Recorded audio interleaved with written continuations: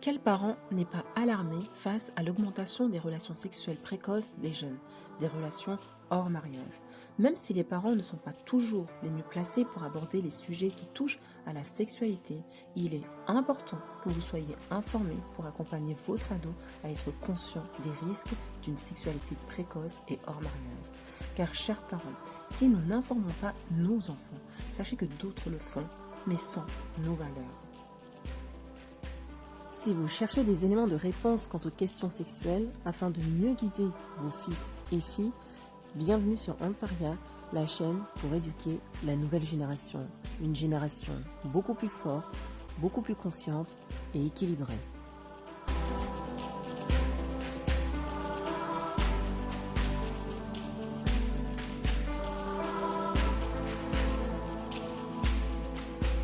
Commençons par l'actu ado.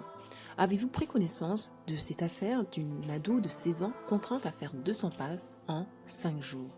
5 personnes, dont une mineure à peine plus âgée de la victime, soupçonnées d'avoir participé à cette séquestration à Gentilly, ont été interpellées dans la nuit du samedi à dimanche.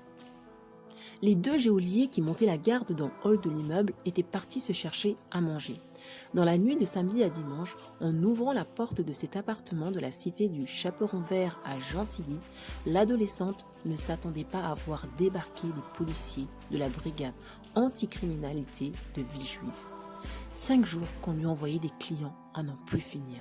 Cette fugueuse de 16 ans expliquera avoir fait près de 200 passes pendant sa séquestration. Un nombre astronomique qui n'a pas pu être confirmé dans cette nouvelle affaire de proxénétisme de cité. 5 personnes, dont une autre adolescente à peine plus âgée et soupçonnée d'avoir sous-loué l'appartement de sa mère, ont été interpellées.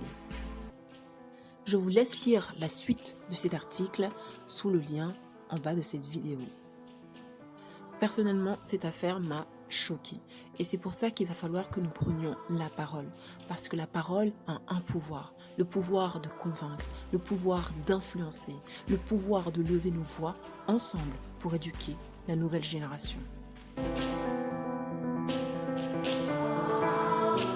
Avant de vous offrir les 6 conseils pour guider nos fils et nos filles quant aux questions sexuelles, il est important d'informer les jeunes que le mariage est le point de départ de l'éducation sexuelle.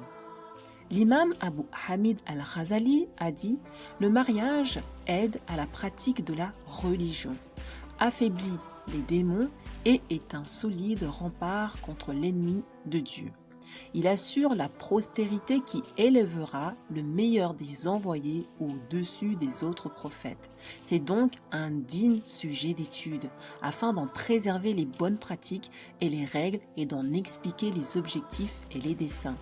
Parmi les manifestations de la bonté de Dieu, nous voyons qu'il a créé l'être humain à partir de l'eau, puis lui a donné des liens familiaux fondés sur la filiation et l'alliance, et a placé en ces créatures un désir impérieux qui les pousse à se reproduire, assurant ainsi, qu'ils le veuillent ou non, la pérennité de leur descendance.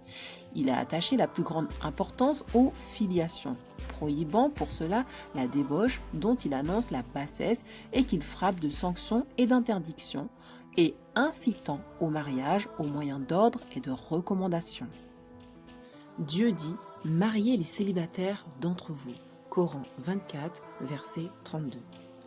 Il faut veiller en tant que parent à ce que les jeunes lisent quelques livres scientifiques spécialisés afin de donner une base sérieuse à leur éducation sexuelle. Il est bon également d'assister à des forums de discussion réunissant médecins, psychologues et sociologues.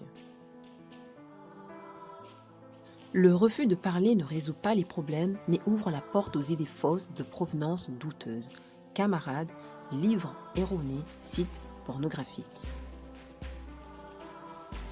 Les informations indispensables relatives au sexe doivent être données, mais en temps voulu, en fonction du besoin, en des termes appropriés, sans gêne excessive, en s'efforçant de répondre simplement aux questions de l'enfant.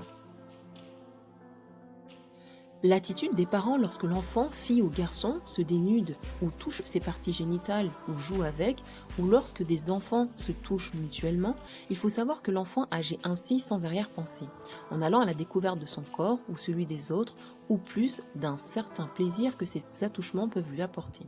Il convient de conseiller gentiment l'enfant, comme lorsqu'on lui enseigne les bonnes manières à table et la politesse, et d'éviter de réagir avec émotion exagérée qui donnerait à l'enfant l'impression d'avoir mal agi. Il est préférable de détourner gentiment l'attention de l'enfant vers une activité ou un jeu. À l'époque de la puberté, il faut donner certaines informations indispensables en profitant de quelques occasions appropriées. Il s'agit de donner à l'approche de la puberté certaines informations indispensables sur les choses de la vie, en expliquant que la vie se développe à partir d'un mâle et d'une femelle, aussi bien chez les végétaux que chez les animaux et chez les êtres humains. On peut introduire à ce sujet à travers l'observation des plantes dans le jardin et de la fécondation des fleurs, ou encore à partir de l'exemple du chat de la maison.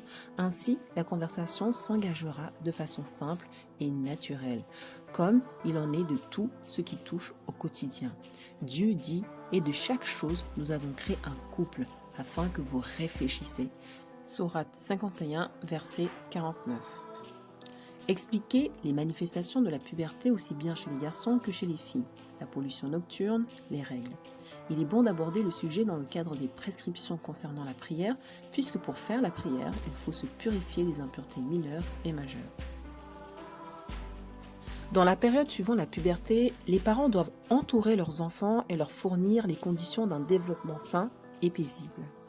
Donnez à vos jeunes l'occasion de rencontrer de temps en temps des personnes de l'autre sexe dans un cadre familial décent afin de les familiariser avec de telles situations et d'éviter qu'ils ne soient gênés lorsque la nécessité les appelle à côtoyer l'autre sexe. Favorisez la participation des jeunes à des activités sportives, artistiques, culturelles ou sociales variées, ce qui permettra la plupart du temps d'atténuer la tension due à la pulsion sexuelle.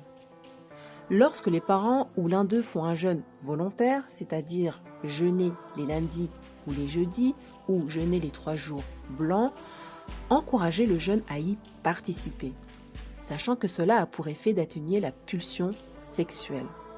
Dès ces temps, vous pouvez enseigner cette pratique essentiellement à la période hivernale où les journées sont beaucoup plus courtes. Le jeûne est une action spirituelle qui consiste à obéir à Dieu en s'abstenant de boire, de manger et d'avoir des rapports conjugaux. Le jeûne apporte des bienfaits matériels comme la maîtrise des désirs et l'amélioration de la santé.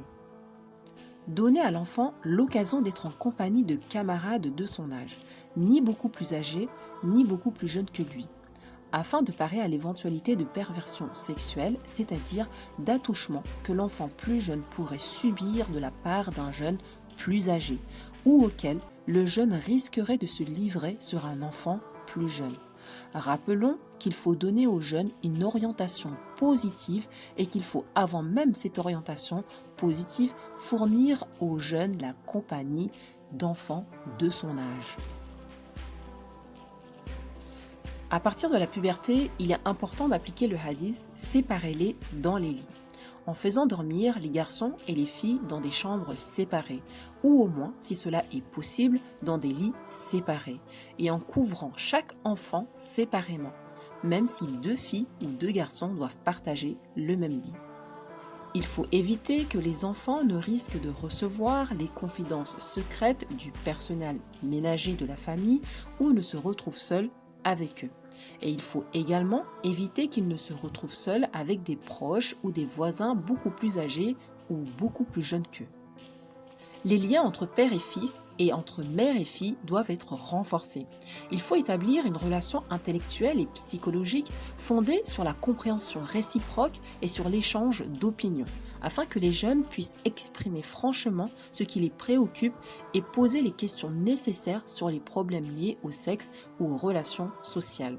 Il appartient aux parents d'aborder, par exemple à l'occasion d'une lecture ou d'un incident, la question de la masturbation et de dire aux jeunes que les spécialistes de la charia, comme les médecins, considèrent qu'il ne faut y avoir recours qu'en cas de réelle nécessité et avoir la plus grande modération car cela épuise le corps, dissipe l'esprit et provoque la mélancolie.